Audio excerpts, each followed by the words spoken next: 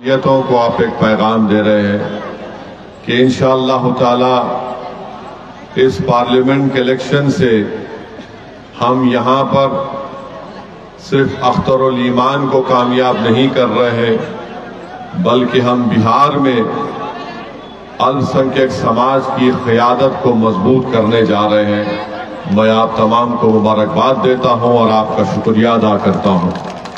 मुझे यकीन है कि इस पार्लिमानी इलेक्शन में अख्तरुल ईमान साहब की कामयाबी आप तमाम के दुआओं से, आपके वोट से और अल्लाह के फजल करम से होगी। और जैसा कि अभी यहाँ पर आफ्ताब साहब और अख्तर साहब ने कहा कि हमको अपनी एक सियासी क़यादत को मजबूत करना है। मेरे अजीज दोस्तों और बुजुर्गों, भारत की पार्लियामेंट में 306 बीजेपी के एमपीज हैं और भारत की पार्लियामेंट में 540 के करीब लोकसभा के एमपीज हैं। नरेंद्र मोदी को मैंने एक मर्तबा नहीं कई मर्तबा खड़े होकर ये कहते हुए सुना कि छाती पर हाथ मारकर मोदी कहते हैं कि इस देश का सबसे बड़ा ओबीसी नेता मैं हूं। ये भारत का प्रधानमंत्री कह रहा है इस देश का सबसे बड़ा ओबीसी नेता मैं हूं। आपने सुना कि राजद की तरफ से लालू प्रसाद यादव और अब तेजस्वी कहते हैं कि यादवों के हम सबसे बड़े नेता हैं। नीतीश कुमार पिछले 15 साल से कह रहे हैं कि हम कुर्मी और कुशवाहा के नेता हैं। रामविलास पासवान जब तक दुनिया में जिंदा थे, अब उनके फर्जन ये कहते हैं कि हम पासवान के नेता हैं। मांझी साहब ये कह रहे हैं कि हम मांझियों के लीडर हैं। कुशवाहा साहब ये कह रहे हैं कि हम कुशवाहा के लीडर हैं। बीजेपी में जो राजपूत के नेता है कह रहे हैं कि हम राजपूतों के नेता हैं। जो भूमिहार है वो कह रहा है कि हम भूमिहार के नेता हैं। मेरे अजीज दोस्तों और बुजुर्गों, ये जब सब कहा जाता है, कोई भी उन पर फिरका परस्ती का इल्जाम नहीं लगाता। जब मोदी कहता है मैं ओबीसी का नेता हूं, कोई ये नहीं कहता कि ये बी टीम है। जब लालू से लेकर तेजस्वी यादव ये कहते हैं कि हम यादवों के नेता हैं, तो कोई उनको बी टीम नहीं कहता, वोट कटवा नहीं कहता। जब ये तमाम नेता जिनके नाम मैंने आपके सामने रखे, ये सब ये कहते हैं कि हम अपनी अपनी बिरादरी के समुदाय के नेता हैं, तो कोई उन पर इल्जाम नहीं लगाता बी टीम है।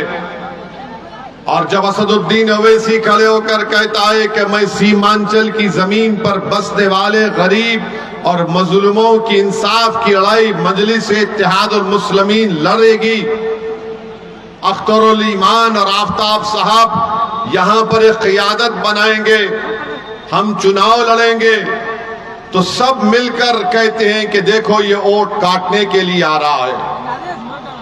मेरे भाई बताइए, पिछले लोकसभा के चुनाव में 2019 के लोकसभा के चुनाव में बिहार में 40 लोकसभा की सीटें हम एक लड़े, तब भी नहीं कामयाब हुए और बाकी तमाम सीट पर एनडीए बीजेपी नीतीश कुमार जीत गए। कौन जिम्मेदार है इसका, आप बताइए। कांग्रेस 400 के करीब सीट लड़ी, 50 के करीब उनके एमपी जीत कर आए, इसका जिम्मेदार मैं हूं क्या? हम तो 3 लोकसभा की सीट लड़े। हैदराबाद की आवाम को सलाम, जिन्होंने हमको कामयाब किया मजलिस इत्तेहादुल मुस्लिमीन को। औरंगाबाद की आवाम को सलाम, जिसने 21 साल के शिवसेना के एमपी को हराकर इम्तियाज जलील को कामयाब किया। मैं 3 लोकसभा की सीट लड़ता हूं और सारे के सारे मिलकर मुझे गाली देते हैं, इल्जाम लगाते हैं मुझ पर। मेरे अजीज दोस्तों और बुजुर्गों, याद रखो, भारत की राजनीति में अगर आपको नाइंसाफी खत्म करना है, इंसाफ को हासिल करना है, अपने हक को हासिल करना है, तो जिस तरह आज आप इस स्वतंत्रता की सरजमीन पर हजारों की तादाद में जमा हुए, याद रखिए अगर आप 26 तारीख को पूरा किशनगंज एक होकर अख्तरुल ईमान को कामयाब करेगा, तो अख्तरुल ईमान की इनफरादी जात की कामयाबी नहीं होगी, वो आपकी कामयाबी होगी, आपकी फिक्र की कामयाबी होगी और सीमांचल की कामयाबी होगी। ये काम आपको करना है। आपने बरसों सबको वोट दिया, मगर कभी आपने अपनी क़ियादत को मजबूत किया, कभी आपने अपने नेता को बनाया, कभी आपने अपनी आवाज को बनाया कि वो आवाज जाकर लोकसभा में आपके लिए लड़े, आपकी तकालीफ का जिक्र करे। मगर नहीं, हमको ये बोल दिया गया कि आप सिर्फ वोट डाल सकते हो, आप लालू की खिदमत करो, नीतीश की खिदमत करो, अब उनके बेटे की खिदमत करो। अरे कांग्रेस का आप कब से साथ दे रहे हैं बताओ मुझे? जब से मुल्क आजाद हुआ, जब से तो हम कांग्रेस का साथ दे रहे हैं, क्या मिला बताओ? अगर कांग्रेस इंसाफ करती तो क्या सच्चर कमेटी के रिपोर्ट झूठी होती? अगर कांग्रेस इंसाफ करती तो हम बाबरी मस्जिद नहीं खोते, याद रखो। जीबी पंत मुख्यमंत्री थे 1949 में, जब बाबरी मस्जिद के अंदर घुसकर उसकी बेहुरमती की गई, ताले खोले गए, तो कौन मुख्यमंत्री थे, प्रधानमंत्री थे बताओ? मेरे अजीज दोस्तों और बुजुर्गों, फसादात हुए, भागलपुर का फसाद हुआ। अगर भागलपुर के उस गोभी के खेतों को अल्लाह जबान देगा तो स्वतंत्रता की सरजमीन पर आज खड़े होने वाले लोगों से कहेगा कि सुनो, हमको काट कर दफना दिया गया और हमारी लाशों के ऊपर गोभी को उगा दिया गया। किसकी सरकार थी? जब मेरी थी, मैं मुख्यमंत्री था। आज आपको बता रहा हूं कि आज अगर ये समझ रहे हैं कि ये अंधेरा खत्म हो जाएगा फिरका परस्ती का, नहीं मेरे भाई, ये रात बड़ी लंबी रहने वाली है। ये रात बड़ी लंबी रहने वाली है। अगर मैं तुम्हारे सामने झूठ बोलकर चला जाऊंगा तो बड़ी नाइंसाफी होगी।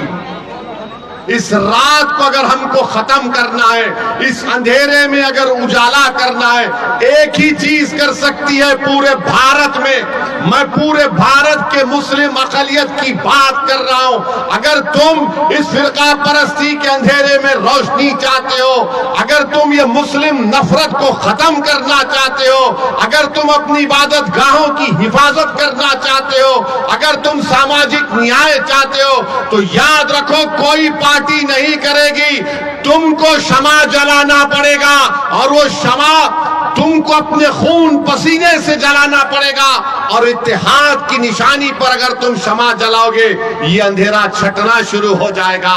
वरना याद रखो, ये चुनाव हो जाएगा, फिर अखलाक मारा जाएगा, फिर पीलू खान मारा जाएगा, फिर जुनैद और नसीर को जिंदा जला दिया जाएगा, फिर बुलडोजर से घर तोड़ा जाएगा, फिर कोई जुलूस में निकलकर मदरसे को जला देगा। अगर तुम सियासी ताकत बनोगे, इत्तेहाद पैदा करोगे, अपनी क़ियादत को बनाओगे, तो ये अंधेरा खत्म होगा। ये अंधेरा उसी वक्त खत्म होगा मेरी इज्जतदार माँ और बहनों। मैं आपको पूरी जिम्मेदारी के साथ आपके सामने अर्ज कर रहा हूं। वरना यही हम किसी के पैर का फुटबॉल बने हैं, कभी कांग्रेस तो कभी राजद तो कभी नीतीश कुमार। अरे बताओ फिर हमारी तकालीफ, हमारे हुकूक का कैसे हासिल होंगे? मेरे अजीज दोस्तों और बुजुर्गों, मैं कल नरेंद्र मोदी का भाषण सुना और भाषण में नरेंद्र मोदी ने धमकी दी भारत के मुसलमानों को। क्या कहा भारत के प्रधानमंत्री ने? कि हम बच्चे ज्यादा पैदा करते हैं, हम घुसपैठी हैं। नरेंद्र मोदी ने कहा कि दौलत लेकर हमको बांट दी जाएगी। मोदी ने कहा, हमारी हिंदू बहनों को मोदी ने झूठ कहा कि तुम्हारा मंगलसूत्र छीन लिया जाएगा। नरेंद्र मोदी, तुम दुनिया के सबसे बड़े झूठे हो। जब चीफ मिनिस्टर थे गुजरात के, तो बिल्किस बानो की अस्मत रेजी किसने की? नरेंद्र मोदी बताओ। हमारी बेटी बिल्किस बानो हामिला है, 3 साल की बेटी उसके साथ है, उसकी मां है, रिश्तेदार है। घर के पड़ोसियों ने बिल्किस बानो की इज्जत लूटी। बिल्किस बानो अपने घर के पड़ोस में जो दुकान थी, उस दुकान से बिल्किस बानो ने चूड़ियां खरीदी। जिसने हमारी बेटी को चूड़ियां बेचा उसने बिल्किस बानो की अस्मत रेजी की। 3 साल की बेटी को कत्ल कर दिया। अरे नरेंद्र मोदी बताओ, किसकी दौलत लूटी गई? मेरी बेटी की, मेरी बहन की दौलत लूटी गई थी। आप मुख्यमंत्री थे, उसको इंसाफ गुजरात में नहीं महाराष्ट्र में मिला। जेल को गए ये जालिम लोग, और नरेंद्र मोदी की सरकार ने उनको रिमिशन पर छोड़ दिया। बताओ नरेंद्र मोदी, किसकी दौलत छीनी गई थी?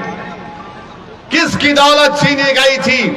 एहसान जाफरी को जिंदा काट कर जला दिया गया। नरेंद्र मोदी आप भूल गए, यही एहसान जाफरी ने आपको कई फोन किए थे, साबिका रुकने पार्लिमान, मगर एहसान जाफरी को जिंदा जला दिया गया।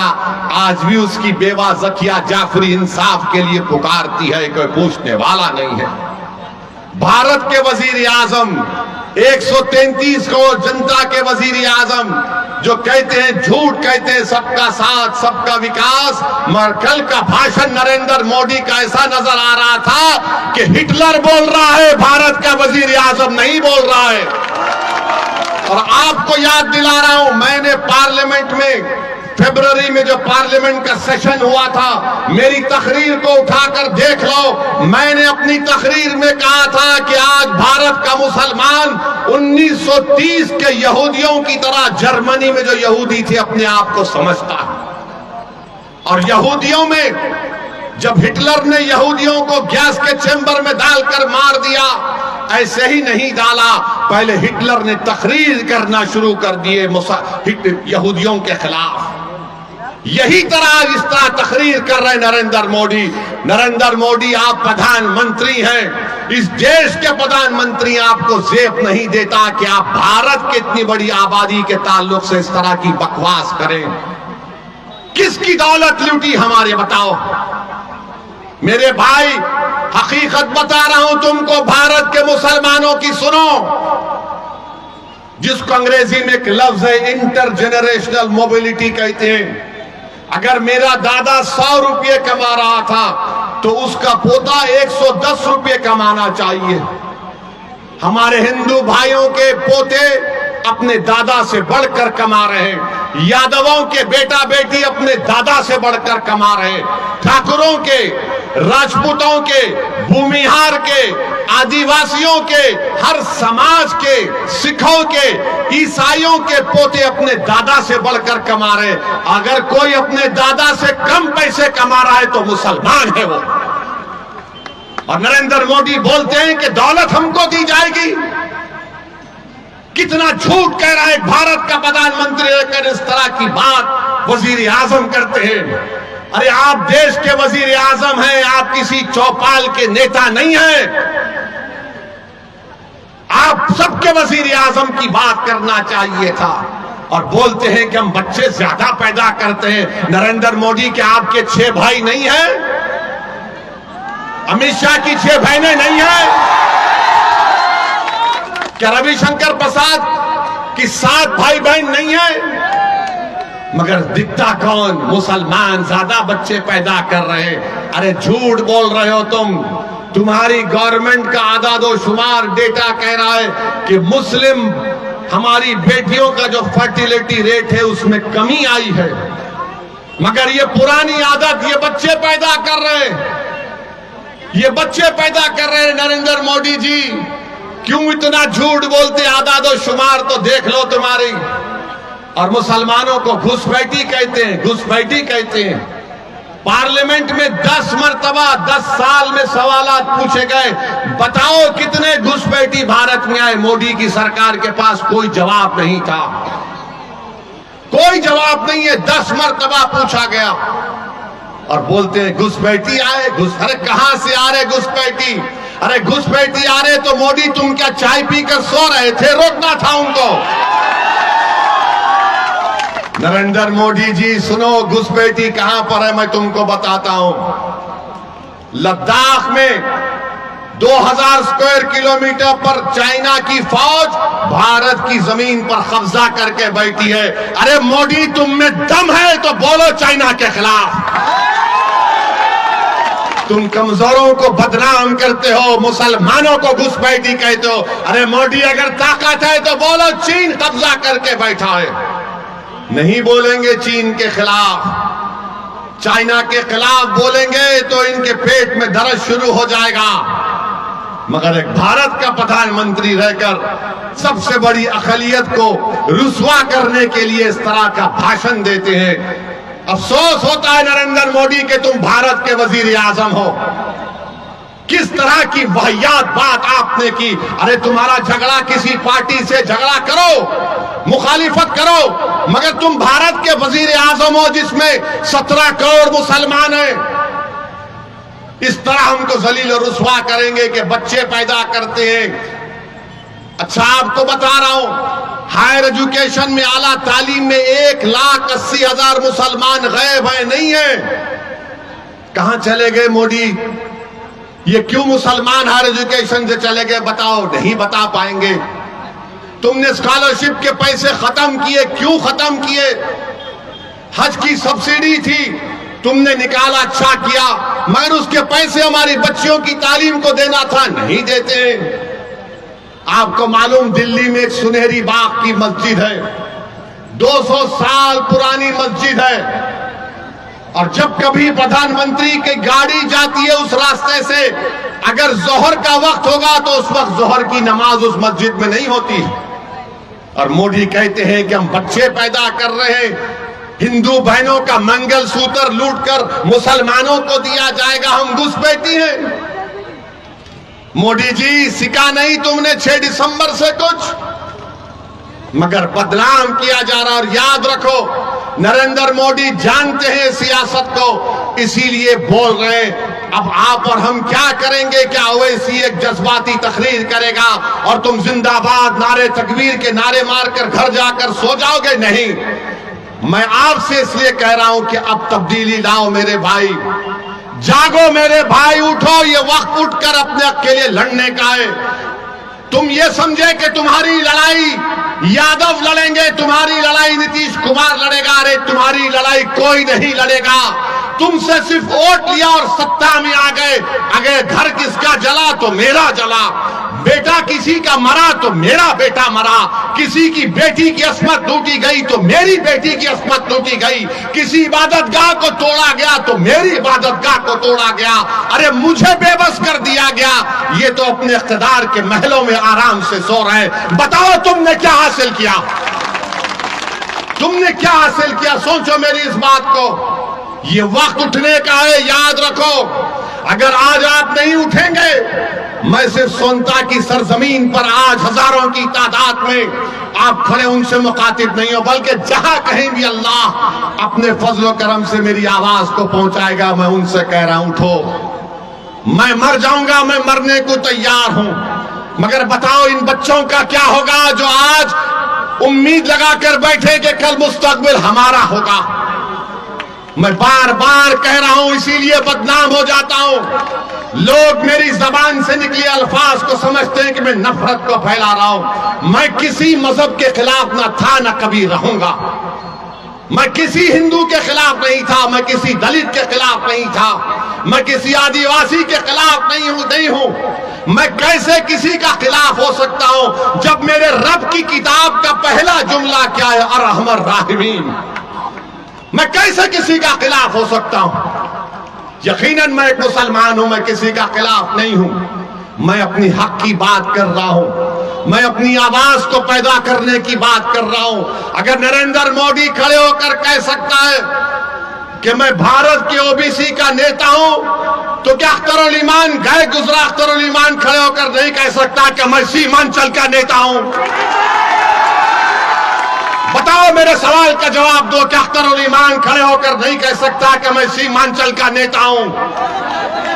बताओ आप, क्या अख्तर उल ईमान नहीं कह सकते कि वो सीमांचल के नेता हैं? मेरे भाई, अगर तुम मानते हो तो फिर 26 तारीख को दबाओगे नहीं दबाओगे बटन? ये पूछो पतंग के निशान पर। अगर अख्तर उल ईमान सीमांचल का नेता है तो हाथ उठाकर बताओ, जहां जहां है हाथ उठाकर बताओ कि अख्तर उल ईमान सीमांचल का नेता है। और नेता को हम कामयाब करेंगे पतंग पर बटन दबाकर। करेंगे आप लोग? 26 तारीख को भूलेंगे तो नहीं? तो मेरे भाई, ये काम आपको, हमारी बहनों को, बुजुर्गों को करना है। अख्तर उल ईमान, अभी ठहरो, अभी खत्म नहीं हुआ, अभी ठहरे भाई साहब, रुकिए रुकिए रुकिए, बोलने दीजिए।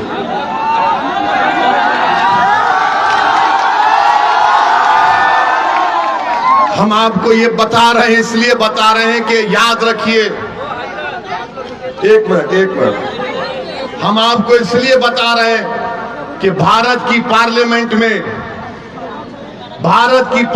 में मैं, इम्तियाज जलील, 2 लोग रह गए मेरे भाई।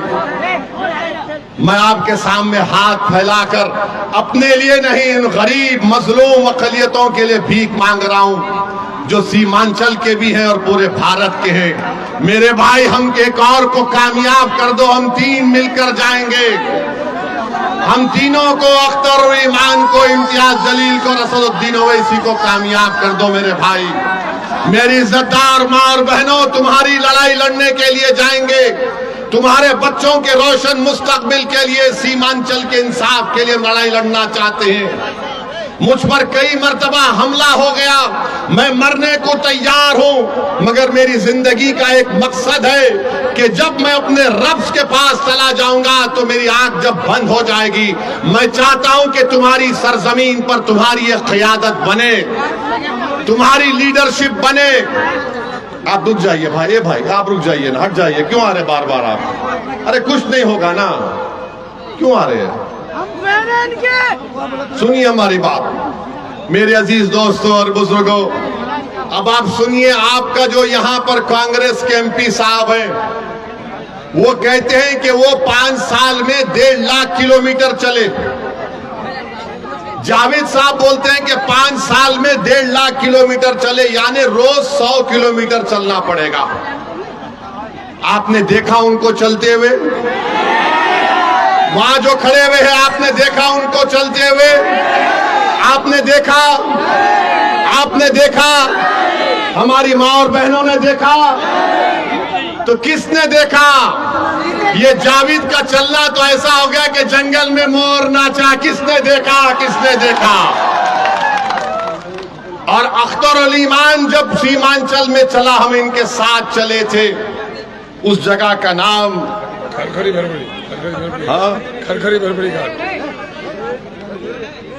भरभरी घाट में मैं और अख्तर उल ईमान चले। हम नदी में उतरे, 15 मिनट चले हम, सिर्फ 15 मिनट। कितनी देर चले? हम 15 मिनट चले तो तेजस्वी को डर लगने लगा, नीतीश को डर लगने लगा। हम 15 मिनट चले तो उस पर कितने करोड़ का ब्रिज आ गया? 67 करोड़ का ब्रिज आ गया। वहां पर अब तामीर शुरू हो रही है। अमूर में 200 करोड़ का ब्रिज आ गया। जावेद साहब, जब मर्द मोमिन चलता है ना, तो ताकत इक़्तिदार की कुर्सियों पर बैठने वालों को डर शुरू हो जाता है। अगर अख्तर उल ईमान 15 मिनट चला और 5 साल आप अख्तर उल ईमान को अपना MP बनाएंगे, तो अख्तर उल ईमान पूरा सीमांचल चलेगा। और जब चलेगा तो हजारों की तादाद में चलेगा। और सुन लो, पटना में बैठने वाले दल्लालों, जब अख्तर उल ईमान चलेगा तो चक्का जाम होगा सीमांचल में इंशाअल्लाह ताला। एक टाइम आएगा इन करीब में कि चक्का जाम होगा, पूरा सीमांचल बंद होगा, क्योंकि अब सीमांचल की नाइंसाफी को बर्दाश्त नहीं किया जा सकता। सीमांचल में बसने वाले शेरशाहवादी भी है, सुरजापुरी भी है, कुलैया भी है, पश्चिमा भी है, दलित भी है, आदिवासी भी हैं, हमारे हिंदू भाई बहन हैं, इनका क्या होगा बताओ, इनका क्या मुस्तकबिल है। आपने जावेद को एमपी बनाया और जावेद कह रहे हैं कि मैं 1.5 लाख किलोमीटर चला। जावेद साहब, आपका कंपटीशन नरेंद्र मोदी से झूठ बोलने में सीमांचल की जनता आपको बर्दाश्त नहीं करेगी इंशाअल्लाह ताला। तीसरी और आखिरी बात, नीतीश कुमार के बारे में हमने यही कहा था, आपसे याद होगा आपको, इसी सोनता की जमीन में हमने कहा था कि नीतीश किसी का नहीं हो सकता, वो दोबारा बीजेपी में जाएगा। याद है आपको? किसी ने सोचा होगा कि ओवैसी जज्बात में तकरीर कर रहा है, नीतीश कुमार फिर से बीजेपी में चले गए। आज बिहार को नीतीश कुमार ने आरएसएस के हवाले कर दिया। हम चंद सीट पर लड़ते हैं तो हम बी टीम, मगर जो लोग नीतीश कुमार के साथ सत्ता में आकर बिहार को आरएसएस के हवाले करते, उनको कोई कुछ नहीं बोलता। मेरे भाई बताओ, ये कौन सा इंसाफ है? डिप्टी चीफ मिनिस्टर मैं था या अख्तर उल ईमान थे, आज बीजेपी का डिप्टी चीफ मिनिस्टर है। बताओ, तुमने हमारे वोट लेकर तुमने धोखा दिया नहीं दिया? बताओ मेरे अजीज दोस्तों और बुजुर्गों, ये जो हमारे मास्टर साहब हैं, इनके मास्टर नरेंद्र मोदी है, इनके माई बाप नरेंद्र मोदी है। बोलो मास्टर, जो मोदी ने भाषण दिया तुम कुछ बोल सकोगे या फिर तुम गूंगे बन जाओगे? बोलो मास्टर, क्या तुम्हारा लीडर नीतीश कुमार कुछ बोलेगा मोदी को? मेरे भाई, अगर आप